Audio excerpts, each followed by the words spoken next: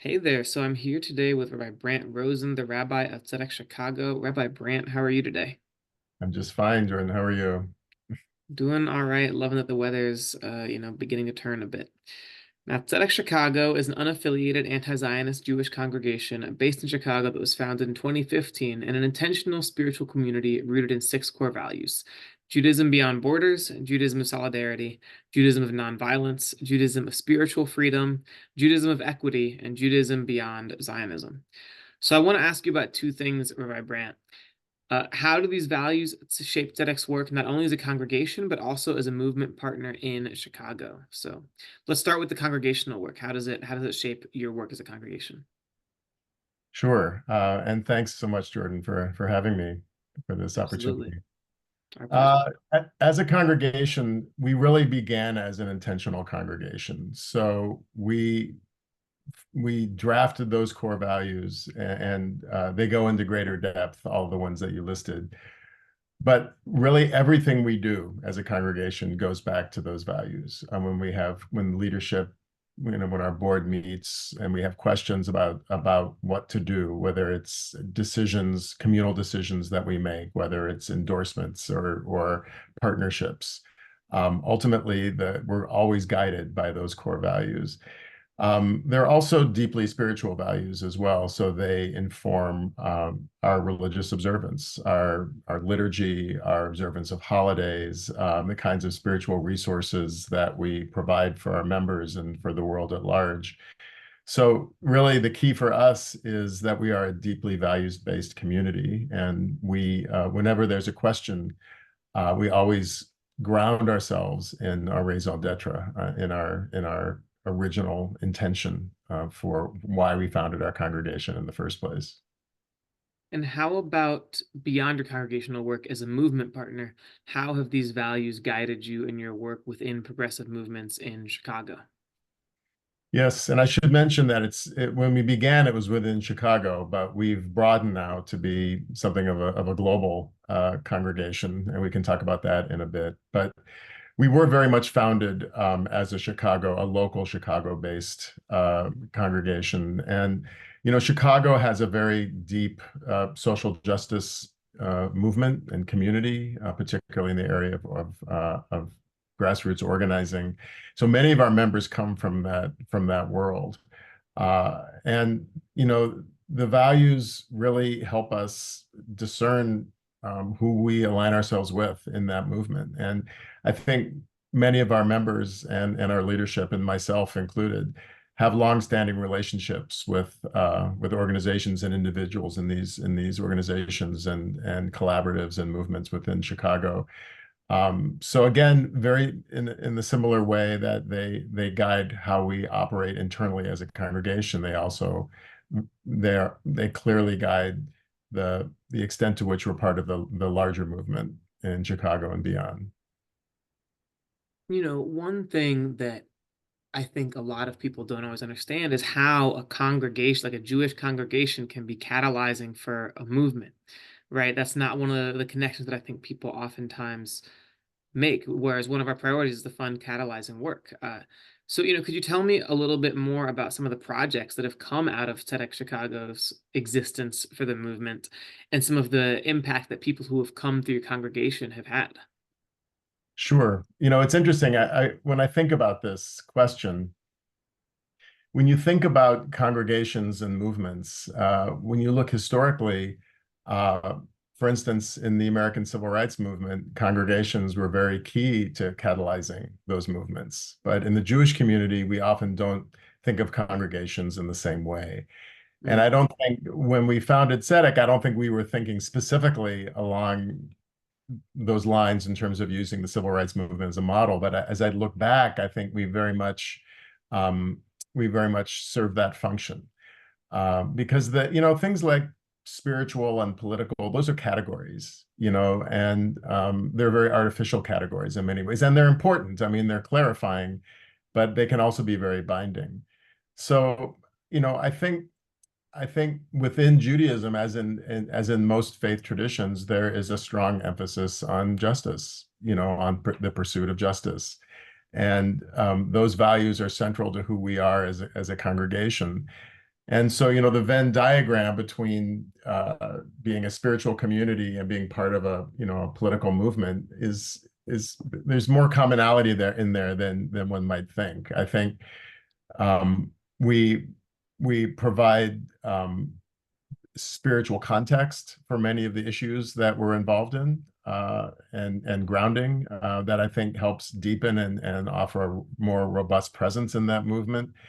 But another key, I think, factor that congregations can play within justice movements is that they recharge our batteries, for lack of a better term. They provide us sustenance for the long haul. And one of the examples I always give is Shabbat.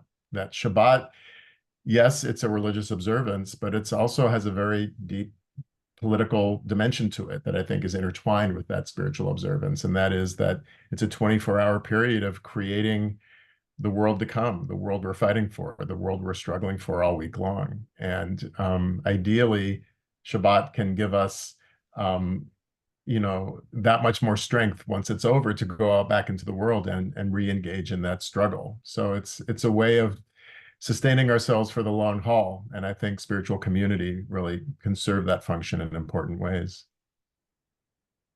Awesome. Yeah, that's obviously beautiful and an important thing for our movements.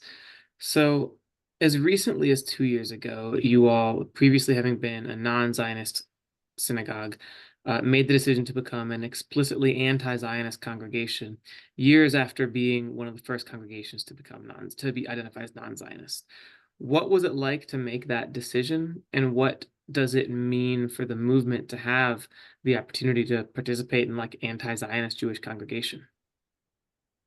Right. So a few years ago, about 3 years ago, our board had this conversation that non-Zionism was part of our core values. And we just had kind of this organic conversation about should we change that word, or I guess half a word, Hmm. from non to anti? And if so, why would that be meaningful? And we had a long, not the kind of conversation you typically think of synagogue boards having, but it was a really powerful conversation. And I remember specifically there was an Angela Davis quote that was very impactful on the board during our conversation. It's a kind of a famous quote. She said, in a racist society, it's not enough to be non-racist. You have to be anti-racist. So that non-Zionism kind of gave us the opportunity to stay above it and say, well, that's not what we are. But when you say you're anti-Zionist, it doesn't just mean you're opposed to something. It means that you are seeking to dismantle a system of oppression and transform it into something more just and equitable. And so that became a very meaningful change for our board. And the board ended up voting unanimously to make that change. But they didn't feel comfortable doing it unilaterally. And so that precipitated a months long congregational process where we had a series of members meetings where we talked about it. And we sent out reading materials and we had them facilitated by board members. And in the end, we took a congregational vote. And the congregational membership voted to make that change. And I think since then, I think it's been a really important and meaningful decision, particularly in a moment where anti-Zionist Jews are being vilified as self-hating Jews, and anti-Zionism is being vilified as anti-Semitism. I think that it's very, very important for not only individuals but institutions, Jewish institutions, to stand up and model what principled anti-Zionist Judaism might look like. And in the current moment in particular, I think that's become particularly important. Yeah, well, you mentioned the current moment. Obviously, as we're doing this interview, over 35,000 Palestinians have been killed in Gaza, with over 1 million unsheltered due to the Israeli military's violent response to the Hamas attacks on October 7th. So it's got to be an interesting time to be an anti-Zionist congregation. I should also note that around the time that this newsletter is going to go out, it's going to be very close to both the beginning of the state of Israel. Some people will be celebrating that, and some people will be commemorating the Nakba and the Palestinian catastrophe. So, how has Tzedek Chicago responded to this moment as an activist community and just as Jews? I have to say, this is an enormously horrible, tragic, terrible time. Uh, no question. Having said that, I think we are, as a congregation, really well positioned to respond to this moment in a full and unthroated way. As an anti-Zionist congregation that sees the establishment of the state of Israel as rooted in an inherent injustice to the Palestinian people. We can see this current moment, and our board actually released a statement back in November to this effect, that this moment did not start in October 2023. It's been many decades in the making, and this is what we're seeing is the continuation of the Nakba, the ethnic cleansing of the Palestinian people, going on a dimension to a terrifying extent.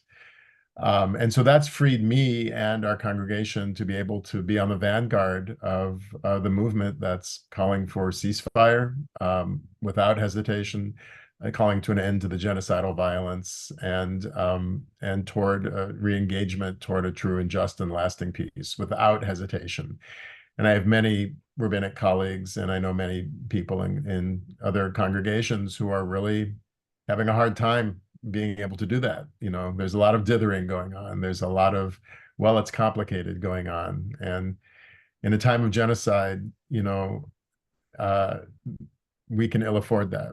One of the central Jewish values in traditional Judaism is pikuach nefesh, saving a life. Saving a life supersedes all other mitzvot, all other commandments. And I think we've been able to respond to that moment in a powerful way, and I'm grateful to be a part of a congregation where we can do that. And when you talk about responding in a powerful way, also, in addition to your congregation, I know you're involved with Rabbis for Ceasefire, and I recently read your article in The Nation about you and a number of other rabbis and your protest Passover action that I think everyone should go ahead and check out. I wish I had written down the name of it when I wrote this. I actually didn't. I just came across it completely incidentally because I subscribed to The Nation. But after being arrested for attempting to feed Palestinians, the article concluded that the dramatic rise in Palestinian solidarity across the country and world inspires hope in you today. So, I'd like to ask you, Rabbi Brant, what is it that's really giving you hope in this moment? Well, it's exactly that, Jordan. It's in the relationships that are being forged in the movement in this moment. And the movement is breaking wide open, as we're seeing, not just, this action that we did on Passover at the Gaza border didn't happen in a vacuum. When I returned, there were campus encampments across the country and around the world that were just starting every single day. And in fact, I've led with one of our cantorial soloists, Adam Gottlieb, Havdalah services at encampments here in Chicago for a few weeks now, and we're planning, if the encampments are still there, to lead Shabbat services this Friday night. So that's what gives me hope. I mean, that's hope is often said is a discipline. Hope is something we act out. It's not a feeling, a passive feeling that we hope will wash over us. The hope is in the doing and in the relationship building and in the movement developing. And right now, I think we're seeing something truly remarkable. And I think we give each other hope in that regard. Beautifully said. I appreciate those words. So Rabbi Brant, if there's an anti-Zionist Jew looking for spiritual community, not just in Chicago, but around the country and world, because as you mentioned, your offerings are beyond the city now, where could they go to find you? So we're on all the various social media outlets. So on Facebook and Instagram, and through our website, you can plug into us through our weekly email newsletter at tzedekchicago.org. That's TZEDEK Chicago.org. So we have a weekly email that has all of our programs. You have our full calendar of events on our website as well. And Rabbi at Tzedek Chicago is my email, and folks should feel free to reach out to me directly. Awesome. Well, thanks so much. That's all we've got today. Appreciate it, Rabbi Brant. Thanks so much, Jordan. Appreciate it.